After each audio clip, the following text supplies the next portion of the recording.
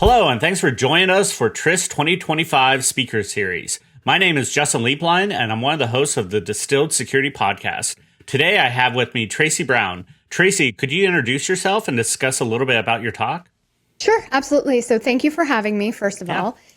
So I have a very eclectic background, so let's do a quick walkthrough. I'm currently the Vice President of Product Management for a private equity group called Togetherwork. That owns a number of software as a solution services, which of course has no security or fraud or anything tied to it. It's not possible. And my background, I kind of grew up in fraud. Well, it started maybe 20 some odd years ago. And I know, don't you age me. So like paper checks or something like that? Okay, calm it down. There were still rotary phones when I grew up, Justin. It was the start of the internet when Al Gore turned it over to us, if we really must know. Yeah, that was great. It was a great time. Yeah. I was brunette, as opposed to this wisdom glitter I'm sporting now. But I had a really great opportunity to build AE.com at the start of the internet. Oh, okay. American Eagle's web business. Yeah. And we were watching sales, and I found some crazy trends that looked like fraud, and that was the start of it. And then I became our head of security. I did a lot of work with the FBI. After I got tired of putting people in jail, I completely rage quit my career and got a master's in video games. When I did that, I was kind of in the underbelly of some of where there are good people, but also maybe some bad people using some of the same tools that gamers were using. And I realized, I probably needed to stay in this space a little bit. So I've had a number of eclectic kind of product security tech related roles. Yeah. And then most recently, right before this last role, I was part of a nonprofit association that I helped kind of curate and found a bit 20 some years ago, which the whole impetus of it was to help companies fight fraud scams while they optimize digital payments. So nice. What I'm doing now is I have that lovely vice president product management job, and I'm starting a speaking business to talk about and educate specifically on these topics where I'm really like a fraud futurist in terms of seeing around corners and maybe in like the dark shadows and giving people, I guess, nightmares really for what they don't think about in their day-to-day that they should. So they're going to adopt EMV. What's that going to do to their fraud numbers? What's it going to do? Contactless, or, all the various different payment methods out there. And here's what's going to happen. All kinds of crazy. Yep. It's going to shift over here. It's going to do this. Yep. We're going to whack-a-mole here to whack-a-mole there. And how do we need to prepare? And how can we use our powers for good to predict where they're going to go next? Yeah. Oh, that's awesome. And everything. So tell us a little bit about your talk. What are you talking about with TRISS here? Yeah. So, I interestingly enough, I think you and I met like in April at one of the local security talks. And the reason I did that talk was partially what's inspiring me to do this one at TRISS. And that is, I think we, as security people, we really focus a lot on kind of the sexy, cool tech security stuff and finding them and battling the hackers and, all that kind of cool stuff, which was a huge part of my career. But we sometimes miss, I think, two particular elements. And one of those is how do you really get embedded into some of the business process of what your company is doing? Right.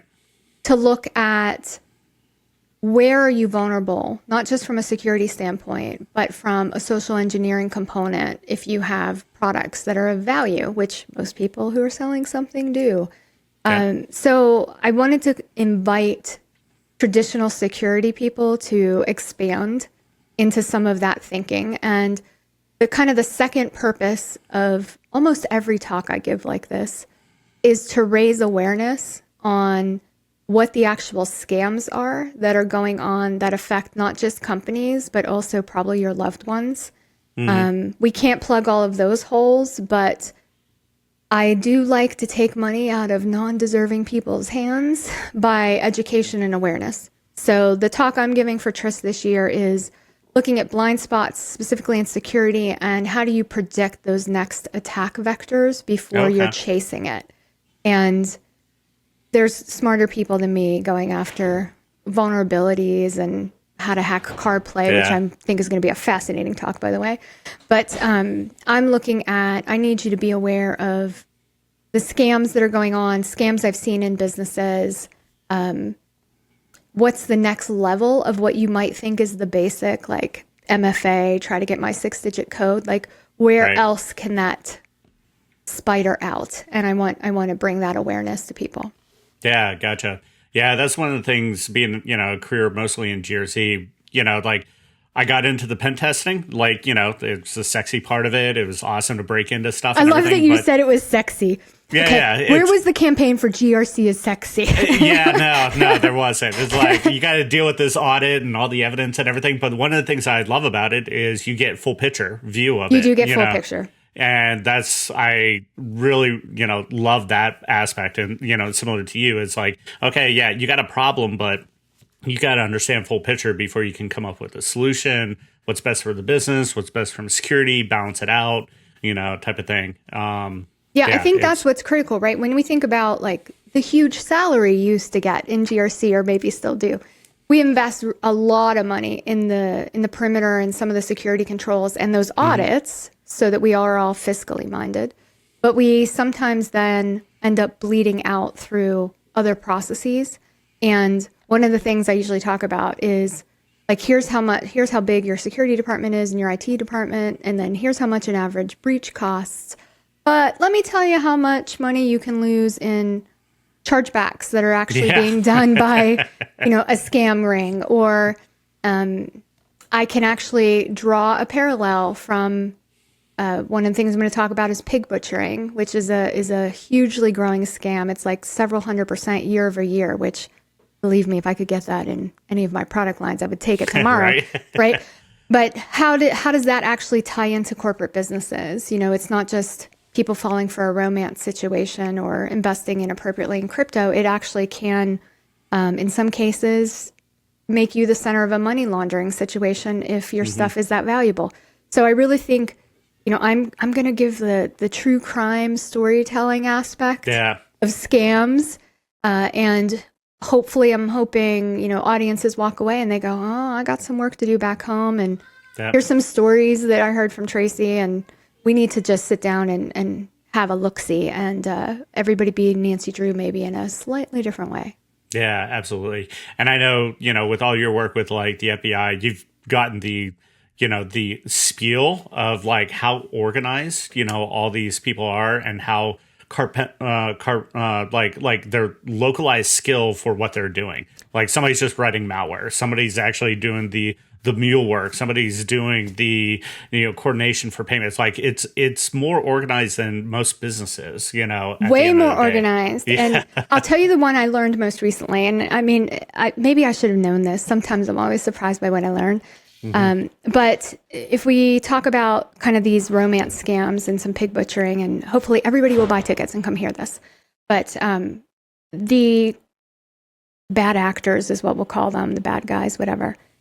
While they do hire those experts, like you just mentioned, they also have hired PhDs in literally psychological, I'm going to call it terrorism. And so the way they've constructed some of these scams, and it's not just personal, it's also like if they're coming after your company from a social engineering standpoint, let's say, they have constructed it in a way where not when you are actively engaging with them, but when you're in between those moments, they are harnessing your subliminal thinking about it to help activate and make their scam more palatable. And that's the stuff that's scary. Right? Yeah. So how many of us haven't been to therapy in life, right? But these people have actually hired the PhDs to say, like in the case of a romance scam, I'll give you this one as an example.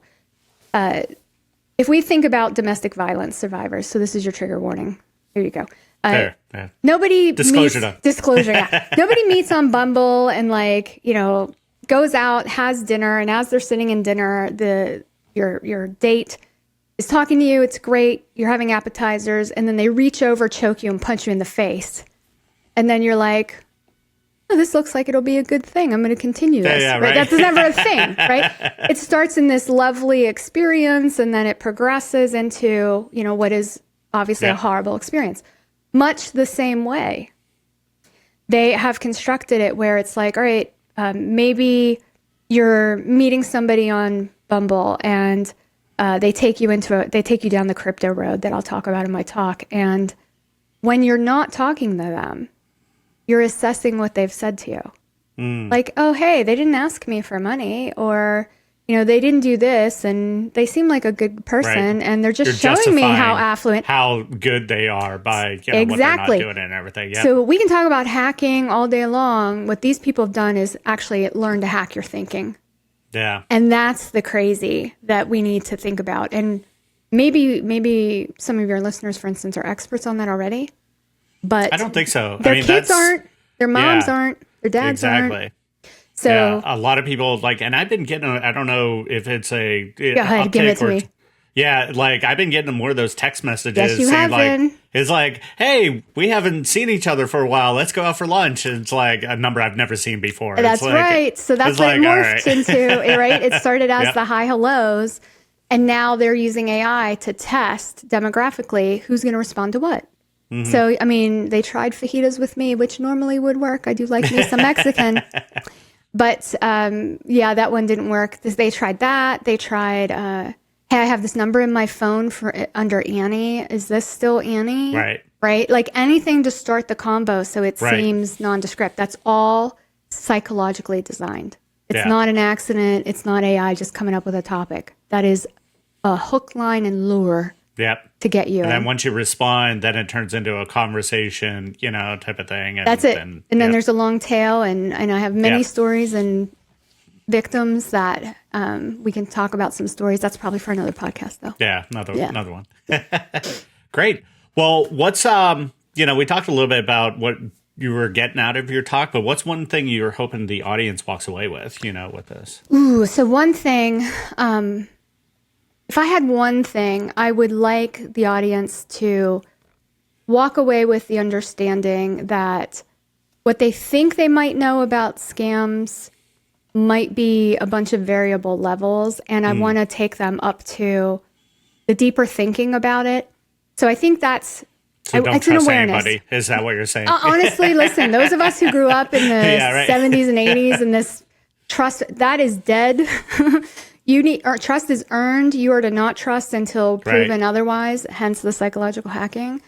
But I want them to walk away with that awareness. And if I could get them to walk away with one kind of aha moment, it would be that because these are psychologically deployed, the feeling of shame or vulnerability, if you quote unquote fall for it, which is a horrible bunch of words, because you can't really fall for something you didn't see coming, is not what they should either experience or judge people in terms of what they have seen happen. So I'd like to raise the awareness for how to be more diligent both in your business and personal life, but also where some of us might have been judgy for people who have fallen for it. I heard somebody on a podcast say the other day, and I thought it was really great. At the time when we're hearing the stories, we're getting the end of the story. We didn't really live it. And so I think we just have to have a little bit more humanity focus.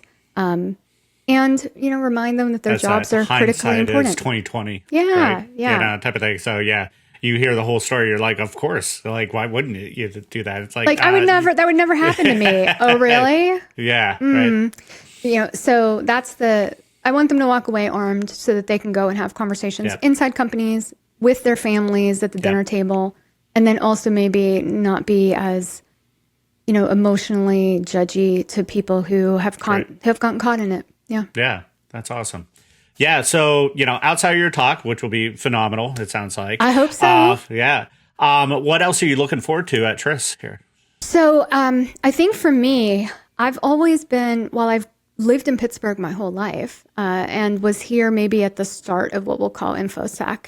Okay. I feel like I've gotten disconnected from some of the local people who are, holding up the flag of the good fight. And so I'm looking to make connections just in the hometown and maybe hear some stories about what they're seeing.